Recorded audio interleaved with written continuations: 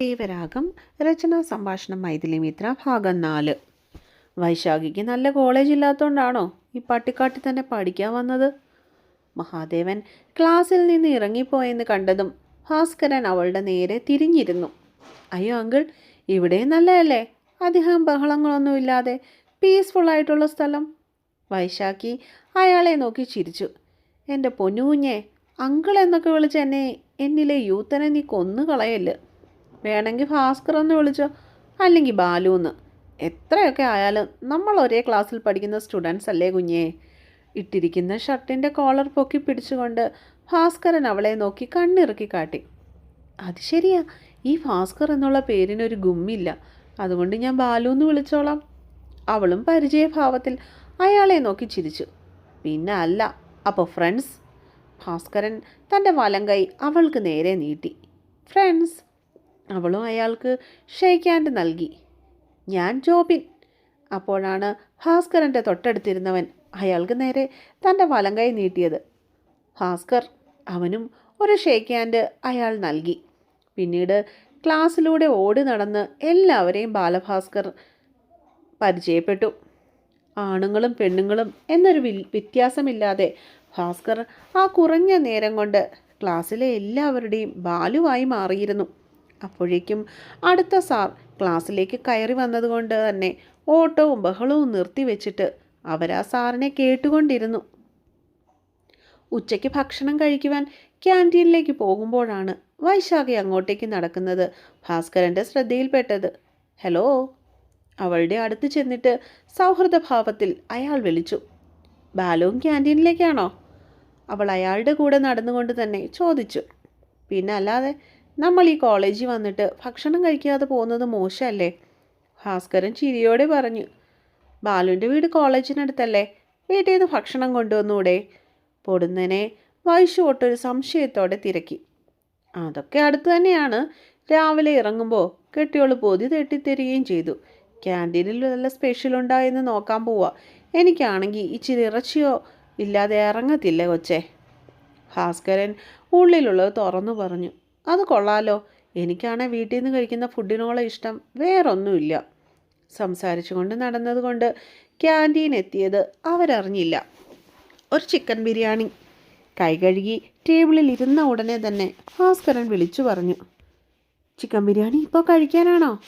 അയാളുടെ മുൻപിലായിരുന്ന വൈശാഖി ഇത്തിരി മെല്ലെ മുന്നോട്ട് അഞ്ഞിരുന്ന് അയാളോട് തിരക്കി. അതേ കൊച്ചെ, ഇന്നേതാണ്ട് പച്ചക്കറി വെട്ടിയെറിഞ്ഞത് ഏതാണ്ടാ എൻ്റെ ലക്ഷ്മി ഉണ്ടാക്കിയത്. പച്ചക്കറിയൊക്കെ നല്ലതല്ലേ ബാലു? വൈശു പൊടുന്നനെ ഭാസ്കരൻ്റെ മുഖത്തേക്ക് നോക്കി ചോദിച്ചു. എന്നും വേലിച്ചീരയും കയ്പ്പയ്ക്കയും കുമ്പളയും ഒക്കെ തിന്ന് കിടക്കുന്നവൻ്റെ ഗതികേട് ബാംഗ്ലൂർ സിറ്റിയിൽ ജനിച്ചു വളർന്ന നിനക്ക് എങ്ങനെ അറിയാനാ? അയാൾ നെടുവീർപ്പെട്ടു. എന്നും പണിക്കാരി ഉണ്ടാക്കി തരുന്ന നോൺ വെജ് കഴിച്ച മടുത്ത എനിക്ക് അതൊക്കെ വലിയ കാര്യങ്ങളാ ബാലു. അവളിൽ പൊടുന്നനെ ഒരു സങ്കടം ഇരച്ചു കയറി. എങ്കിൽ നീ ഒരു കാര്യം ചെയ്യ് കൊച്ചെ, ഞാൻ കൊണ്ടുവന്ന പൊതി നീ അങ്ങ് കഴിച്ചോ. ഓർഡർ ചെയ്യാൻ ഇനി നിൽക്കണ്ട, അപ്പോൾ പ്രശ്നം തീർന്നില്ലേ?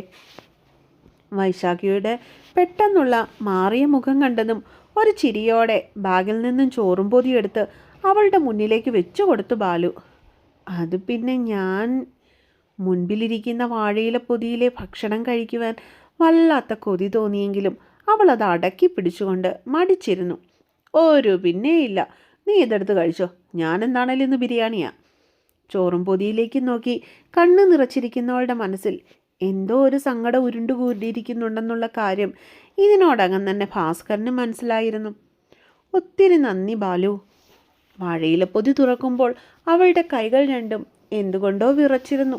മെല്ലെ ശ്രദ്ധയോടെ കണ്ണുകൾ നിറച്ചുകൊണ്ട് അത് തുറന്നു നോക്കുമ്പോൾ മുത്തശ്ശിയുടെ മണം അറിഞ്ഞതിൻ്റെ സന്തോഷത്തിൽ ആയിരുന്നു പെണ്ണ്. മൊത്തം കഴിച്ചിട്ടേ എണീക്കാവൂ കേട്ടോ നീ. എൻ്റെ ലക്ഷ്മി ഉണ്ടാക്കുന്ന എന്തിനും നല്ല രുചിയാ. വെയിറ്റർ കൊണ്ടുവന്ന് വെച്ച ബിരിയാണി ആസ്വദിക്കുന്നതിനിടയിൽ ബാലു അവളെ കരുതലോടെ നോക്കി. ആ. നിറഞ്ഞ കണ്ണുകൾ തുടച്ചുകൊണ്ട് തലയാട്ടി സമ്മതിച്ചു പെണ്ണ്. എന്നിട്ട് അതീവ സന്തോഷത്തോടെ മുൻപിലിരിക്കുന്ന ഭക്ഷണത്തിലേക്ക് ആർത്തിയോടെ നോക്കി. വാട്ടിയ വാഴയിലേക്കുള്ളിൽ വെച്ചിരിക്കുന്ന ചോറും ചീരത്തോരനും കടുമാങ്ങ അച്ചാറും തേങ്ങാച്ചമ്മന്തിയും കൂട്ടത്തിൽ ഒരു തൈരുമുളക് വറുത്തതും. ഒത്തിരി നന്ദി ബാലു. ചോറും കൂട്ടാനും കൂട്ടി കുഴച്ച് വാരി വാരി കഴിക്കുന്നതിനിടയിൽ വൈശു പല പ്രാവശ്യം ഭാസ്കരനോട് പറഞ്ഞുകൊണ്ടിരുന്നു, എടി പതുക്കെ കഴിക്ക്, ആരും തട്ടിപ്പറിച്ച് കൊണ്ടുപോയില്ല. അവളുടെ ആർത്തിയോടെയുള്ള ഭക്ഷണം കഴിക്കൽ നോക്കിയിരുന്ന ബാലുവിന് അവളെ കണ്ടപ്പോൾ എന്തോ ഒരു സങ്കടം ഉണ്ടായി. ബാലു ഇലയിലുണ്ടായിരുന്ന ചോറും കറിയും പകുതി മുക്കാലും കഴിച്ചപ്പോഴേക്കും അവൾക്ക് വയറ് നിറഞ്ഞു പൊട്ടാറായിരുന്നു. എന്താടോ? ചിക്കൻ ബിരിയാണിയിലെ ചോറിൻ്റെ അവസാന വറ്റും വാരി കഴിക്കുന്നതിനിടയിലാണ് അയാൾ വിളി കേട്ടത്. എനിക്ക് നിറഞ്ഞു. വയറ് നിറഞ്ഞു പൊട്ടാറായതുപോലെ വൈശു ശ്വാസം ആയത്തിൽ വിട്ടു. ആണോ? ഇത്രയുണ്ടായിരുന്നോ നിന്റെ ആർത്തി? അത് കണ്ടതും ഭാസ്കരൻ പൊട്ടിച്ചിരിച്ചു. അതെ, ഇത്രയും ഭക്ഷണം എനിക്ക് ഒറ്റയ്ക്ക് ഇരുന്ന് കഴിക്കാൻ പറ്റത്തില്ലല്ലോ. അവൾ ചുണ്ടു വീർപ്പിച്ചു. സാരമില്ല, അത് കൊണ്ടുപോയി കളഞ്ഞേക്ക്.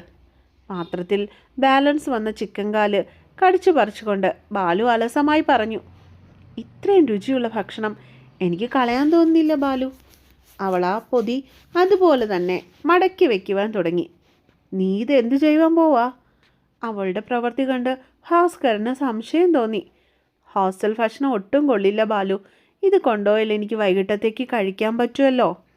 അപ്പോഴേക്കും അവൾ ആ പൊതി മടക്കിയെടുത്തിരുന്നു. അയ്യോ എൻ്റെ കുഞ്ഞെ, നീ ഇത്രയും പൊട്ടിയായിരുന്നോ?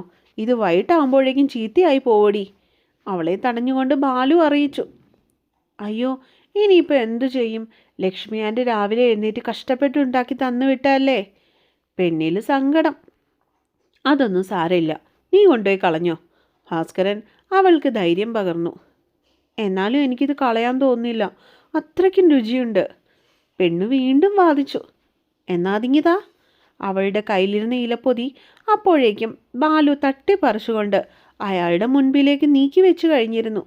എന്നിട്ട് പൊതി തുറന്ന് അതിൽ ബാക്കിയുള്ള ചോറും കറിയും കയ്യിലിരുന്ന ചിക്കൻ പീസുമായി കൂട്ടിക്കുഴച്ച് കഴിക്കാൻ തുടങ്ങി. അയ്യോ ബാലു, ഇതെന്താ ഈ കാട്ടണേ? അതെൻ്റെ എച്ചിലല്ലേ? വൈശുവിന് അവൻ്റെ പ്രവൃത്തിയിൽ എന്തോ പോലെയായി. നിന്റെ പ്രായത്തിലുള്ള മക്കൾ എനിക്കും ഉള്ളതാ കുഞ്ഞെ, അതുകൊണ്ട് അതോർത്ത് നീ സങ്കടപ്പെടേണ്ട. ബാലുവിൻ്റെ ചിരിയോടെയുള്ള ഒറ്റ ഡയലോഗിൽ അവളുടെ കണ്ണുകൾ നിറച്ചു. നീ കഴിച്ചതിൻ്റെ ബാക്കിയാണോ വൈശാഖി എനിക്ക് കൊണ്ടുതരുന്നത്?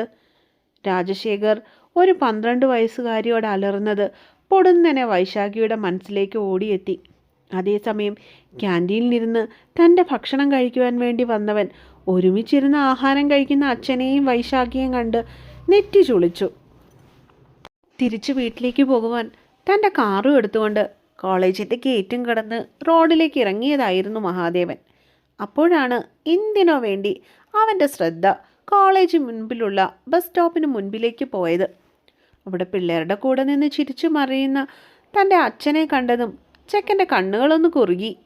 ഫസ്റ്റ് ഇയർ ഹിസ്റ്ററി ക്ലാസ്സിൽ തന്നെയുള്ള പകുതിയോളം കുട്ടികൾ അവിടെ തന്നെ നിൽപ്പുണ്ട്. കൂട്ടത്തിൽ അവളും, ആ വൈശാഖി. ഇങ്ങേർക്കൊരു പണിയില്ലേ? കോളേജ് കഴിഞ്ഞാൽ വീട്ടിൽ പോകാനുള്ളതിന് കൊച്ചു പിള്ളേരുടെ കൂടെ കിടന്ന് കുഞ്ഞുമാവ കളിക്കുന്നു. വണ്ടി ഓടിച്ച് മുന്നോട്ട് പോകുമ്പോൾ അവൻ ദേഷ്യത്തോടെ മനസ്സിൽ ചിന്തിച്ചതായിരുന്നു. അവർക്ക് മുൻപിലൂടെ കടന്നു പോയപ്പോൾ നീട്ടിയൊരു ഹോണും അടിക്കാൻ മഹാദേവൻ മറന്നില്ല. അതെന്താ സാറിങ്ങനെ ഹോണടിച്ച് പേടിപ്പിക്കുന്നത്? തങ്ങളുടെ മുൻപിലൂടെ പൊടി പാറിച്ച് കടന്നു പോയത് മഹാദേവൻ്റെ വണ്ടിയാണെന്നറിഞ്ഞതും വൈശാഖി ഒട്ടൊരു സംശയത്തോടു കൂടി അടുത്തു നിന്ന ബാലുവിനോട് തിരക്കി. അത് പിന്നെ അവൻ്റെ അപ്പൻ യൂത്തനെ പോലെ ഇവിടെ നിന്ന് കണ്ട പെമ്പിള്ളാരെ വായി നോക്കി നിൽക്കുമ്പോൾ അവന് പിന്നെ ദേഷ്യം വരത്തില്ലേ? ചിലപ്പം നാണക്കേട് തോന്നിക്കാണും. തികച്ചും അലസമായിട്ടാണ് ചിരിച്ചുകൊണ്ട് ഭാസ്കരൻ അത് തുറന്നു പറഞ്ഞത്. സാറിൻ്റെ അപ്പനോ? അപ്പോൾ ബാലുവിൻ്റെ മോനാണോ നമ്മുടെ മഹാദേവൻ സാറ്? വൈശാഖി ഒരു ഞെട്ടലോടെ ബാലഭാസ്കരൻ്റെ മുഖത്തേക്ക് ഉറ്റുനോക്കിയപ്പോൾ ക്ലാസ്സിലുള്ള മറ്റു കുട്ടികളും അവളുടെ കൂടെ കൂടി. അവർക്കും അതൊരു ഞെട്ടലുണ്ടാക്കിയ വാർത്തയായിരുന്നു. യെസ്, അബദ്ധവശാൽ അവൻ എൻ്റെ മകനായിപ്പോയി. പാവം, ഞാൻ എന്ത് ചെയ്യാനാ? ബാലു നിഷ്കുമുഖം അണിഞ്ഞുകൊണ്ട് ചുറ്റും കൂടി നിൽക്കുന്നവരെ നിസ്സഹായതയോടെ നോക്കി. സത്യം പറയ് ബാലു, ശരിക്കും മഹാദേവൻ സാറ് ബാലുവിൻ്റെ മോനാണോ? ജോബിൻ പെട്ടെന്ന് ഭാസ്കറിൻ്റെ മുമ്പിൽ കയറിയെന്ന് ചോദിച്ചു. ഹാ, സത്യടാ മോനെ, അവൻ എൻ്റെ മോൻ തന്നെയാ. പക്ഷേ എൻ്റെ യാതൊരു ഗുണവും അവന് കിട്ടിയിട്ടില്ല. എന്തു ചെയ്യാനാ? മുഖത്ത് ആവോളം പാവത്തരം വാരി വിതറി ഭാസ്കരൻ. എന്നാലും അൺബിലീവബിൾ. ഇതങ്ങോട്ട് ഒട്ടും വിശ്വസിക്കാൻ പറ്റുന്നില്ല. കൂട്ടത്തിൽ ഫ്രീക്കനായ നിർമ്മൽ തലയൊന്ന് കുടഞ്ഞു. അത് പലരും എന്നോട് പറഞ്ഞിട്ടുണ്ട് മോനെ. എന്തിനു കൂടുതൽ പറയണം? എൻ്റെ അമ്മയ്ക്ക് പോലും ഈ സംശയമുണ്ട്. അതും പറഞ്ഞിട്ട് ഭാസ്കരൻ ഉച്ചത്തിൽ പൊട്ടിച്ചിരിച്ചു. പക്ഷേ വൈശാഖി മാത്രം കേട്ട കാര്യങ്ങൾ ഇനിയും വിശ്വസിക്കാനാവാതെ തറഞ്ഞു നിൽക്കുകയായിരുന്നു.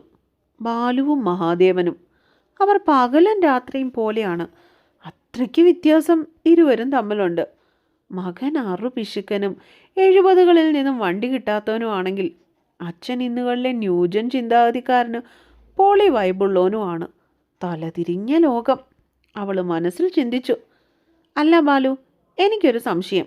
രാവിലെ തൊട്ട് ചോദിക്കാൻ വേണ്ടി ഇരുന്ന, ഇത്രയും പ്രായമായിട്ട് എന്തിനാ കോളേജിൽ പഠിക്കാൻ വേണ്ടി വന്നേ? പെട്ടെന്നാണ് ആ സംശയവും ചോദിച്ചുകൊണ്ട് നിർമ്മൽ ബാലുവിനെ നോക്കിയത്. എന്നാ പറയാനാടാ മോനെ, പണ്ട് പ്രീ ഡിഗ്രി കഴിഞ്ഞപ്പോൾ കുടുംബത്തെ നോക്കാൻ വേണ്ടി പട്ടാളത്തിൽ ചേർന്നവനാ ഞാൻ. പഠിക്കാൻ വലിയ ഇഷ്ടമായിരുന്നു അന്നൊക്കെ. പക്ഷേ അതിനിടയിൽ അച്ഛൻ മരിച്ചതുകൊണ്ട് കുടുംബ ബാധ്യതകളൊക്കെ എനിക്ക് തലയിൽ ഏറ്റെടുക്കേണ്ടി വന്നു. അതുകൊണ്ട് ജോലിക്കും പോകേണ്ടി വന്നു. അങ്ങനെ പെങ്ങളെ കെട്ടിച്ചു, സ്വന്തമായിട്ട് വീട് വെച്ചു, എൻ്റെ ലക്ഷ്മിയെ കല്യാണവും കഴിച്ചു. മക്കളെല്ലാവരും പഠിച്ചു വലുതായപ്പോഴേക്കും എനിക്ക് റിട്ടയർമെൻറ്റും ആയി. ഒന്ന് നെടുവീർപ്പെട്ടുകൊണ്ട് അയാൾ ബസ് സ്റ്റോപ്പിലെ തൂണിലേക്ക് ചാരി എന്നു. ഈ കഴിഞ്ഞ കിടയിലാണ് എനിക്കൊരു ചിന്ത വന്നത്. അന്ന് ആസ്വദിക്കാൻ കഴിയാത്ത ആഗ്രഹിച്ച കോളേജ് ജീവിതം ഈ വയസ്സിലൊന്ന് പൊടിതട്ടിലെടുത്താലോ എന്ന്. വീട്ടിൽ ചോദിച്ചപ്പോൾ എല്ലാവർക്കും സമ്മതം. പക്ഷെ ഇച്ചിരി മനസ്സിൽ പിടിച്ചു നിന്നത് എൻ്റെ ഈ മൂത്ത മോൻ മാത്രമാണ്. അത് പിന്നെ നമ്മൾ പണ്ട് തൊട്ടേ വക വെച്ച് കൊടുക്കാത്തതായതുകൊണ്ട് ഞാൻ ഇങ്ങു പോന്നു. ഇവിടുത്തെ പ്രിൻസിപ്പാളേ എൻ്റെ പഴയൊരു സുഹൃത്താണ്. അവൻ ഒത്തിരി ശ്രമിച്ചത് കൊണ്ടാണ് എനിക്കിവിടെ അഡ്മിഷൻ കിട്ടിയത്. എല്ലാം തുറന്നു പറഞ്ഞതിന് ശേഷം ഭാസ്കരൻ അവരെ നോക്കി ചിരിച്ചു. ഹോ, എന്നാണാലും കൊള്ളാം കേട്ടോ. ഈ നിൽക്കുന്ന ഒരു പട്ടാളക്കാരനായിരുന്നെന്ന് ഞങ്ങൾ അറിഞ്ഞില്ലല്ലോ. ജോബിന് ബാലുവിനെ ഓർത്ത് അഭിമാനം തോന്നി. അത് തന്നെ, പട്ടാളം ബാലു, അത് പൊളിക്കും. നിർമ്മൽ ഭാസ്കരൻ്റെ തോളിൽ കൂടി കൈയിട്ടുകൊണ്ട് ഫോണിലൊരു സെൽഫി എടുത്തു. എന്നാൽ ഞാൻ പൊയ്ക്കോട്ടെ ബാലു, ഇപ്പോൾ തന്നെ വൈകി. മണി 5 കഴിഞ്ഞെന്ന് കണ്ടതും വൈശാഖി അവരോട് അനുവാദം ചോദിച്ചു. പൊയ്ക്കോ മോളെ, ചെന്നിട്ട് വിളിക്കുക കേട്ടോ, ഗ്രൂപ്പിൽ ആഡ് ചെയ്തേക്കാം. വഴിയുടെ അരികിലായി നിർത്തിയിട്ടിരിക്കുന്ന കാറിലേക്ക് കയറുവാനായി തുടങ്ങുന്ന വൈശുവിനെ നോക്കി ഭാസ്കരൻ ഉച്ചത്തിൽ വിളിച്ചു പറഞ്ഞു. Okay Balu, bye. വണ്ടിയിൽ കയറിയിരുന്ന് മുന്നോട്ടേക്ക് എടുത്തതിന് ശേഷം അവൾ എല്ലാവർക്കും നേരെ കൈവീശി കാട്ടി. അമ്മ ഇങ്ങനെ അമ്മയുടെ പിള്ളേരെ നോക്കി അടുക്കളയിലും കിടന്ന് പണിയെടുത്ത് അമ്മായിയമ്മയും തീറ്റിച്ച് ഇവിടെ കിടന്നോ. കെട്ടിയവനെ നിലയ്ക്ക് നിർത്തിയില്ലെങ്കിൽ അങ്ങേര് കൈവിട്ടു പോകും. എന്നിട്ട് അവസാനം ഇരുന്ന് മൂങ്ങിയിട്ട് ഒരു കാര്യവുമില്ല.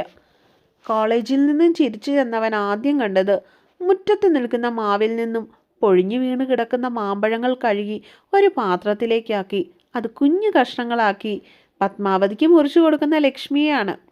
വീടിൻ്റെ സിറ്റൗട്ടിൽ കെട്ടിയിട്ടിരിക്കുന്ന സോപാനപ്പടിയിൽ ഇരിക്കുകയായിരുന്നു ഇരുവരും. എടി ലക്ഷ്മിയെ, നിന്റെ മോൻ വന്ന് കയറിയപ്പോൾ തൊട്ട് തുടങ്ങി. അല്ലെങ്കിൽ എൻ്റെ പാക്കറിനെ കുറ്റം പറയാൻ ഇവനെ കഴിഞ്ഞിട്ടേ വേറെ ആരുള്ളൂ. കാറിൽ നിന്ന് ഇറങ്ങി ഉമ്മറപ്പടികൾ കയറി വന്നവനെ നോക്കി പത്മാവതി തൻ്റെ മുഖം കൊട്ട പോലെ വീർപ്പിച്ചു വെച്ചു. അയ്യോ, കുറ്റം പറയുന്നതിനാണോ കുഴപ്പം? നിങ്ങളുടെ മോൻ പാക്കരം ചെയ്യുന്നതിനൊന്നും ഒരു കുഴപ്പവും ഇല്ല. സിറ്റൗട്ടിലേക്ക് കയറി വന്നവൻ അവരുടെ മുൻപിൽ ചെന്ന് നിന്നു. അത്രയ്ക്കും അവൻ എന്താണാവോ ചെയ്തേ? മടിയിൽ വെച്ചിരിക്കുന്ന പാത്രത്തിലെ മാമ്പഴപ്പൂളുകൾ ഓരോന്നും ആസ്വദിച്ച് നുണഞ്ഞിറങ്ങി കഴിക്കുന്നതിനിടയിൽ പത്മാവതി കൊച്ചുമോനെ രൂക്ഷമായിട്ടൊന്ന് നോക്കി. കൊച്ചുപിള്ളേരുടെ കൂടെ തോളി തൂങ്ങി ഗോളയ്യപ്പിന് മുമ്പിൽ നിപ്പുണ്ട്. കണ്ട പെണ്ണുങ്ങളെ എല്ലാവരെയും വായി നോക്കിക്കൊണ്ട്.